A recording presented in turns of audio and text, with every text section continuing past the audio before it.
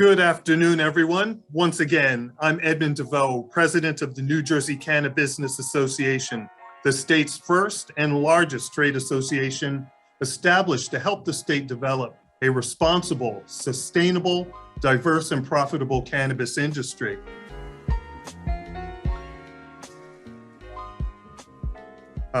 Just before we get started with our very special guests from True Labs, I want to take a moment and thank our sponsors. Our sponsors include Burton, Trent Public Affairs, Curaleaf, a current license holder in the state's medical marijuana program, Inglesino, Webster, Wyciskala, and Taylor, the law firm, Weeds Direct, Puffin, entrepreneurs and investors, Argus 365, a security company, Eaze, the UFCW, Hugh Giordano, and the largest union involved in the cannabis industry, and Garden State Greenhouse and Columbia Care. I want to thank our sponsors for always being there for us and helping us put together the Lunch and Learns. And I want to thank all of you who are attending. As members, you help support this programming and help support all that we do to move our industry forward. So without further ado, I would like to welcome this afternoon's Lunch and Learn guest. Oh, before I do that, I will apologize. I am not in a restaurant today. Unfortunately, I have to be in an office, but next time, and I'll have to ask Sarah and Carl to come back, of course, since I didn't get them in a restaurant this time. So everyone, I would like to welcome Sarah Ahrens and Carl Christensen of True Labs. This is our first conversation in the lab space, and I want to welcome you to our Lunch and Learn. Well, thank you, Ed, and thank you to the New Jersey CannaBusiness Association for having us on this Lunch and Learn to talk about this really critical part of the legal cannabis market. So I'm Sarah Ahrens, founder and CEO of True Labs for Cannabis. True Labs is a full-service analytical testing lab starting up here in New Jersey. We provide regulatory compliance testing, R&D testing, and other value-add services to licensed cannabis and hemp producers. And by doing so, we're helping to ensure that cannabis products are safe and effective. We have a 5,000 square foot lab in East Hanover, New Jersey, and we are currently working on construction and developing methods and SOPs and going through third-party accreditation. True Labs is very focused on seller service with industry-leading turnaround times, and accuracy, and integrity. We're a certified women-owned business entity, and we have a rock star scientific leadership team with over 18 years of combined cannabis testing laboratory experience. So speaking of which, I'd like to have Carl introduce himself. Hey, Ed, thanks for having us today, and welcome to everyone on the Lunch and Learn. So my name is Carl Christensen. I am the Chief Science Officer for True Labs. And just a little bit about me and my background is I come to this with a Ph.D. in natural product chemistry. So I've been in the cannabis industry myself for about 7 years now, advocating, working with analytics extraction and product formulation. I've started a company of my own previously, and now I'm partnered with Sarah here to build and operate True Labs in New Jersey. And I'll just reiterate, that we are a full service provider, and we're really set up to cover all of the compliance tests for that are required and may be required in the New Jersey system. In addition, we're eager to work with and partner with our customers to provide analytical support beyond simply those compliance tests as well. Well, thank you both very much for that introduction. Let's talk about the processes. We'll start there. So many of us just have this view of the cannabis process as the plant. You grow it, you take the buds, you get the leaf, that gets manufactured into something like an ingestible or an edible or a vape, and then that goes and it gets packaged and it gets sold. So where does True Labs fit in? Are you from like seed to sale? Is the lab process part of everything? Tell us where you fit in the DNA of the cannabis process. Yeah, I know. Playing around with scientific words, right? That's dangerous. For sure. Carl, do you want to take that first?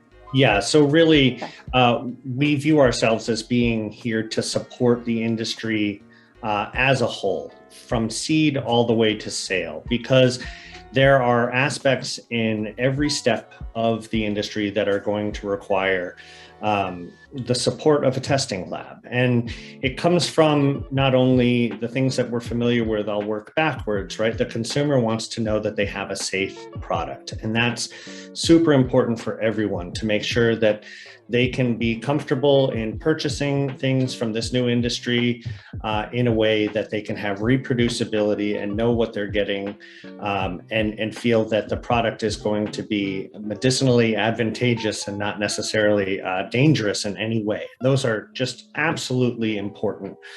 But what that means is that we have to monitor it every step of the way. So there are things that can happen. There are diseases in the plant. We need to know the potency. There are problems that can arise from the grow. There are problems that can arise in packaging. There are problems that can arise at every step.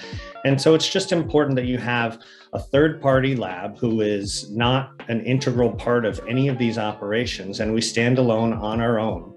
And we really have one thing to do, and it's to ensure that consumers can reliably depend upon the products that they're getting and feel safe in obtaining those products. So that's, we really are here to serve the entirety of the community in that way. And we're agnostic about, where that testing has to occur. There are challenges all over the place, and we're here to really meet them with the testing facility.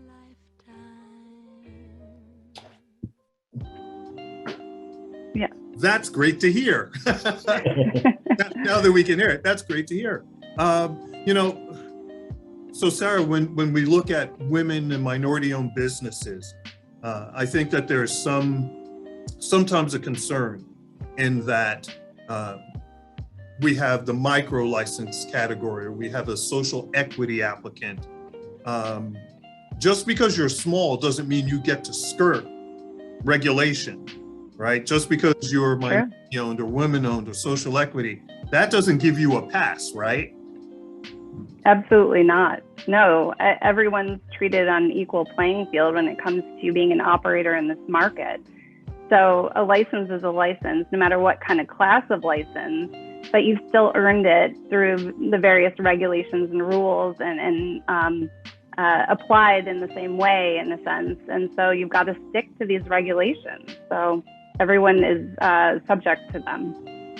So when we look at regulations, we know, especially those of us that have been in fields like environmental services, that's my background. So I've had to deal with local health officials. I've dealt with state or county, federal. Do you deal with all of those branches of government, or do they all have some finger in your pie? Is that... Yeah, well, in fact, we do. And I would say even, with a nascent industry such as cannabis, what we have to deal with is that those regulations can change on a weekly, monthly, or even sometimes daily basis. And so, we do have to keep our eye on the regulatory framework from all levels, from local all the way through to the federal government. But part of the services that we can provide is being accountable for understanding some of those regulatory requirements, and as it will pertain to cultivators or product producers or dispensaries, making sure that the testing that we're providing is matching up with those regulations in such a way that we keep up with all of those changes as they occur in real time. So when we look at the industry, we know that right now everyone is kind of focused on adult use cannabis, right? Everyone is really excited about the THC. One of the things I'm proud of with the New Jersey CannaBusiness Association is that we in fact have a hemp working group. We have a hemp committee. Our hemp committee produced one of the earliest products with respect to making recommendations to the Department of Agriculture, as well as the State Cannabis Regulatory Commission. In fact, I want to thank those members of our Hemp Working Committee. So with that being said, is there a difference? Do you do cannabis as in just THC producing plants, or do you do hemp and CBD producing plants? Or do you draw a line and say, I'll do one, but not the other? Or is it all together for you? So I'll start off, Carl. Cannabis is cannabis, no matter whether it's for medical purposes, recreational, legal, adult use purposes, or if it's hemp. It's the same, biologically the same plant. The difference between cannabis and hemp, obviously, is the THC level and potency. But there are regulations and requirements across the board around the cannabis plant to test it for certain substances and compounds and components and potency for sure. When you look at the hemp market, it is federally legal, whereas the medical and adult use is not, right? We're still in a federally illegal zone there. But the hemp market and the USDA requires defines certain testing that needs to be done, which is slightly different than what you see in the medical and adult use cannabis market. Frankly, I think USDA could probably do a lot more to ensure the safety of the products that are being grown. But what you'll find is a lot of cheap operators, and that call it the seed to sale train. You mentioned that before, right? But whether it's a hemp farmer, or it's a processor, or a CBD retail shop, right? While it's not as regulated in terms of actual the types of testing that need to be done, it's more limited. You'll find that a lot of them are proactively getting their product tested because it really gives the consumer that safety and understanding of that what they're consuming in their body is not going to harm them. So it's really important. And I would say, yeah. Yeah, and I'd say, Ed, I came from participating in the CBD industry for quite some time, working with hemp growers across the region. And, I want to echo what Sarah says. There's really no differentiation. What we have right now is a differentiation that's based on bureaucracy more than the science or the utility of these plants. And True Labs is here really to support both sides of that industry, from hemp growers and producers and sellers and purveyors to the recreational side as well, because for us, really, the challenges remain the same, ensuring quality, ensuring safety, and facilitating R&D with these different producers to make sure that we're getting mature and good products out to consumers. But, the science for us is really comes down, it's the same. The regulatory framework, of course, is slightly different. But again, those are some of the things that we focus in on to ensure that we're not only serving our customers from the perspective of the testing that we can do, but we're supporting them from the perspective of what are the regulatory requirements. So in New Jersey, what is the current state of the lab industry for New Jersey? There's of course, being the Cannabis Chamber of Commerce, we kind of hear everything that goes on. And clearly one of the criticisms of the old medical marijuana program was that lab testing is state-run, only the state could do it. So what is the status of the lab world with respect to our industry, and where do you see it going? Great question. So I like to think of the New Jersey testing market as 3 phases, my own terminology, but it's really based on state's history and the regulations out there. So phase 1, you called it. It's where New Jersey has its own state testing lab, and that's been historical, right? And what's happened to date, essentially. But phase 2 is more of an interim phase with third-party labs able to start testing now. And we are in phase 2. And then phase 3 is when testing is done entirely with a third-party testing lab market. And so this phase one that is done, essentially, the state has this chemical terrorism and biomonitoring lab where all the medical marijuana has been tested for the program up through today. But our regulations, going back to the 2019 J-Koenig Act, the regulations even called for this third-party testing market to take over. And now what we started seeing in June of this year is this shift to phase two. So now we are officially in phase two, where third-party labs can contract directly with licensees in New Jersey. So the alternative treatment centers, the medical marijuana vertically integrated licensees. And we are following interim testing standards as defined by the Maryland Medical Marijuana Commission. And this is just an interim measure, but it's until New Jersey can define its own testing standards. And then phase three, when the third-party testing market takes over, I'm kind of estimating this will come right around the time that legal cannabis is available for sale in New Jersey, which is anticipated to be in Q1 of this coming year. But in this phase, what you're going to see is that it's, again, entirely third-party lab market, and the state lab will really just then serve as an oversight and more market validation function. And New Jersey will have its own testing standards defined, most likely at that point. Great. And of course, as members of the NJCBA, we're going to help them create that policy, right? We're going to start funneling your brilliant ideas to the CRC to make sure that we have the best system available. And I'd like to comment on that, Ed. I think that that's really key, is we want our voices to be heard from the testing community for the state regulatory setup, because as Sarah mentioned, in this phase two situation where we're in right now, we're adhering to Maryland standards. Now, every state is coming in and kind of creating their own systems. And that's a unique opportunity from a regulatory framework, because we really get to come in and craft something that we believe to be ideal for New Jersey consumers. Ultimately down the road, there may come some federal standards, but we believe that if we can have our voice as part of that conversation, then we can create a structure that, in all honesty, should be something that the federal government may consider to mirror when they create their regulations. Thank you for sharing that.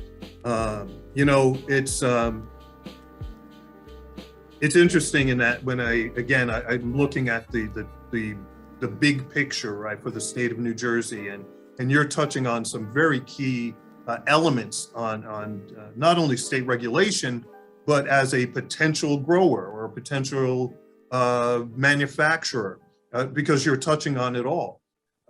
So look, here's the fun question of the afternoon. Tell us what you've seen that either has grossed you out. No, just kidding. But tell us those things that maybe there's a prevalence of problems that you see, especially with people that are beginning. Many of our members, many of the people that attend our lunch and learns are planning to be applicants for cultivation or manufacturing or warehousing, because I'm sure some things happen even during storage. So please share, what are some of the dangers of that you see as a lab and that you catch? Sure. Yeah. So I'll start off. Now, I really don't want to come across as being someone who's trying to instill fear in anyone in the community, because more than anything, I think we need to encourage more and more people to participate. But there are certain things that are certainly prevalent. And a lot of it, you can look at it from two ways, right? One is a lack of regulation can lead to people skirting around and doing things that maybe are not qualified as best practices.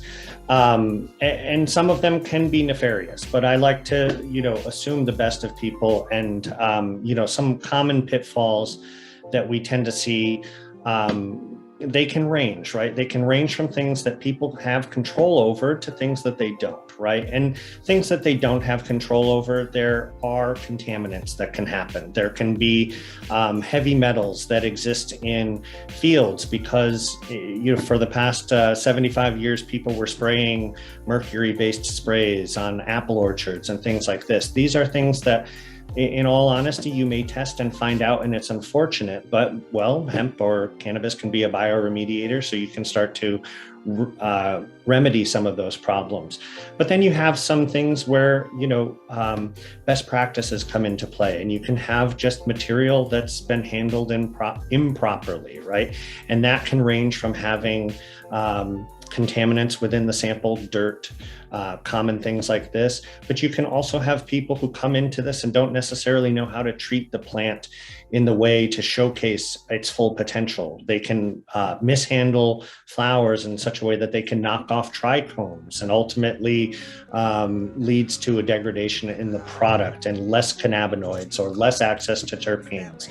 So there really are a full range of issues that come into play in this marketplace. But really, I think that's why what we view as our service is beyond just the tests, right? Like, we want to have those conversations on an individualized basis with our customers, because there's so many issues that you might want to consider looking out for, that I think it can only benefit people to work collaboratively with their testing facility in such a way that they can look out for those in real time. And you don't want to wait till the end when you have your product harvested, dried and ready to hit the market, and then do your tests and all of a sudden realize that there's been some problem, whether it's a contaminant that you could not control or whether there was some aspect of your operations that needs to be corrected. And I think that that's why it's meaningful to have those conversations early and often with your testing partner.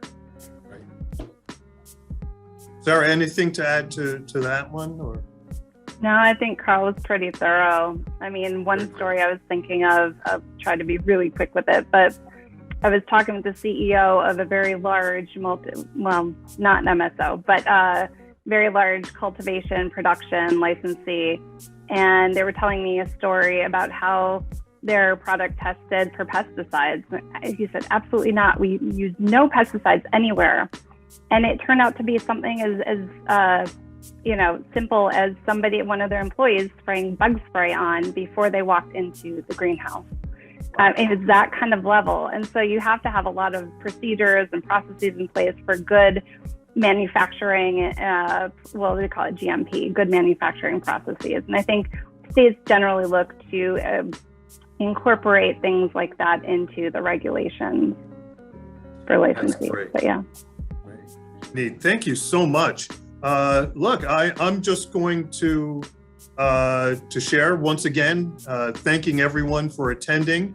We want to thank our sponsors once again: Burton, Trent Public Affairs, Curaleaf, a current medical marijuana license holder, Columbia Care, also a current medical marijuana license holder, the law firm of Inglesino, Webster, Wyciskala, and Taylor, Weeds Direct, Puffin, Entrepreneurs and Investors, Argus 365, a security outfit, Eaze, the UFCW, Hugh Giordano, one of my very good friends, and Garden State Greenhouse. So as I take my leave, what I'm going to do is allow Sarah and Carl any last thoughts, especially as it pertains to people that are going to be entering this industry for the first time. It's really critical. We've always tried to present from a lunch and learn perspective. What do you need to know financially? What do you need to know legally? You are one of our great technicians in this space. So I'll turn it over to you. Your closing thoughts on what will the newcomers need to know entering this space? And thank you for everything. Thank you, Ed. And thank you, Ed. From a technical standpoint, and let Sarah close it off as well. But from a technical standpoint, there's so much to know. And really what I would advise to anyone starting up in this space is seek out people that you can ask questions to. make connections with people that you can have conversations with about your project, and understand that you don't always know all of the answers, but collaboratively speaking, you should be able to build a team that you can have complementary skill sets in that way. And that team is not only your internal team, but those who you partner with. And that's where I think the testing community, being third party, having this understanding that we are here to work with all members of this community, whether it be growers, producers, dispensary owners, or consumers, and seek out that information, and do not hesitate to reach out and seek clarity about things that you are not comfortable with, and we'll absolutely be here to provide those answers. Absolutely. I think you summed it up, Carl. I mean, networking is so important. And I think specifically if you're looking to become an applicant, or you're going to be applying, or you already did, but especially people trying to enter the market, in an application, is particularly in the state of New Jersey, but I think generally this applies to any state, is that a business needs to have an operational plan and SOPs for quality assurance and quality control, which, as we just kind of discussed, is a pretty broad topic, but within that is the need to define your plan for testing. So we're happy to help with any LOIs for compliance testing and R&D testing, and really help you show that you have a thorough approach to the QA/QC plan. But it's also important to discuss anticipated volumes of production and get budgetary numbers for proper forecasting. But I think Carl summed it up way better, in that, it really comes down to connecting and networking and getting information from people around you to help bring it all together, for sure. I know there were a couple questions. I know we're at time, but Carl, should we answer a few questions before we jump off? Sure. If there's any particular questions, we're happy to engage. All right. Well, it says, do cannabis hemp labs need to adhere to federal and/or state GLP practices? Yeah, so start with a hard one, right?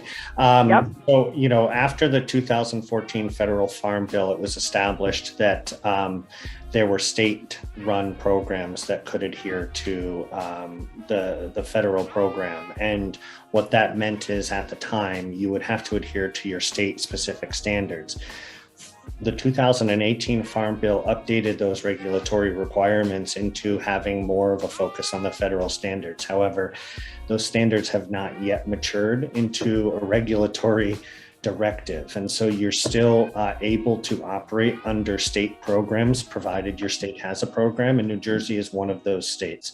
So at this point, you're still would be referencing your state-specific program, with an understanding that the federal requirements can be coming, and they'll provide clarity for that industry.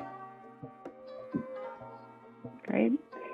But from specifically in New Jersey, one of the things that labs have to do from a relatively similar GLP perspective is adhere to ISO 17025 accreditation and ongoing accreditation standards. So that is really important. Ensures that the lab that we have is operating very efficiently, following procedures, processes, and we have basically everything in order, and that we can produce valid, justifiable results accordingly. Absolutely. All right. I don't know if I see any more questions. Any more last minute questions? All right. Well, don't hesitate to reach out to us. We're happy to continue the conversation after this presentation, for sure. Absolutely. So our contact info will go out as well with the follow-up of the recording of this webinar. But thank you, everyone, for joining. It was great to be able to share this information with New Jersey and beyond. And thank you again to New Jersey CannaBusiness Association for having us on. And we will look forward to a future session with all of you. Take care. Thanks, everyone.